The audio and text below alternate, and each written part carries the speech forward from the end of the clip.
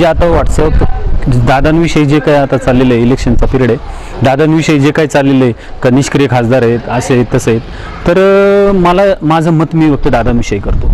तर वैयक्तिक आम्ही येडगावमधून कोटीचे निधी आणलेले आहेत आणि काही लोक म्हणतात ते निष्क्रिय आहेत, एक व्हॉट्सअपच्या माध्यमातून, फेसबुकच्या माध्यमातून, आणि जी टाकतात कमेंट त्यांनी कधी लोकल किंवा सामाजिक संस्थेच्या माध्यमातून कामं केलेली नाहीत, त्यांनी करूनही घेतलेली नाहीत आणि तेच आरोप करतात.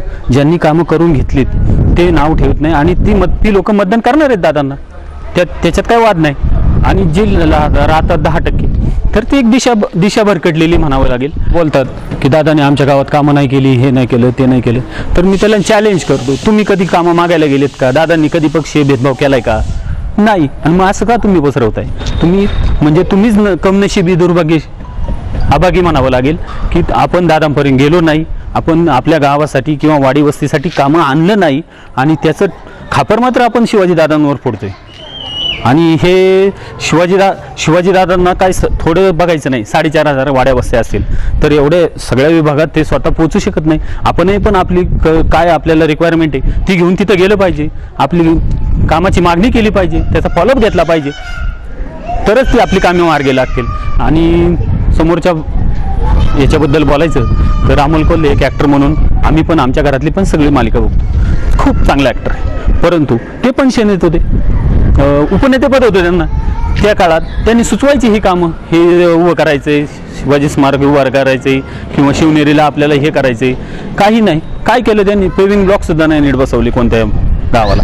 आणि त्यांनी दादांविरुद्ध उभं राहून दादांना निष्क्रियतेचा कलंक लावा, मला हे त्यांच्याकडून अपेक्षित पण नव्हती. दादांशी आम्ही 2-4 वेळा कामांविषयी चर्चा झालेली आहे. तर दादांनी मला वाटत नाही कधी हाडतोड केली कोणाला, कोणत्या कार्यकर्त्याला दमदाटी केली किंवा काही नाही.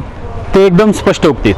आणि तुम्ही जर काम मागायला गेले तर ते 100% करणार आहेत. परंतु काही गावांमध्ये असं झालेलं आहे की पक्षीय राग धरून त्यांच्यापर्यंत जायचं नाही, कामं मागायची नाही, काय नाही. आणि नंतरून त्यांच्या नावाने इलेक्शन आलं का ओरड द्यायची, केवळ गावाला दिशाभूल करायची का बा ते खासदार काय आपलं काम करीत नाही किंवा खासदार असेच आहे, खासदार तसेच आहे. हे असं काही नसतं. उलटं त्यांनी समजून घ्यायचं आपला नेता हा केवळ शंडा आहे, कारण तो समोर जाऊन काम आणू शकत नाही, त्याला फक्त राजकारणच दिसतंय. आणि लोकशाहीमध्ये असं चालत नाही. समोरचा पक्ष कोणताही पक्षाची सत्ता येऊ त्याच्याकडून कामं वरून आणता आलं पाहिजे. लांब कशाला? आपले आमदार साहेब यांनी तालुक्यामध्ये किती कामं केलीत, कधीही न झालेली एवढी कामं तालुक्यामध्ये केलीत. त्यांच्याकडे ते काय कोणत्या पक्षाचे केवळ एकमेव आमदार होते ते, त्यांनी किती विकास केला आहे?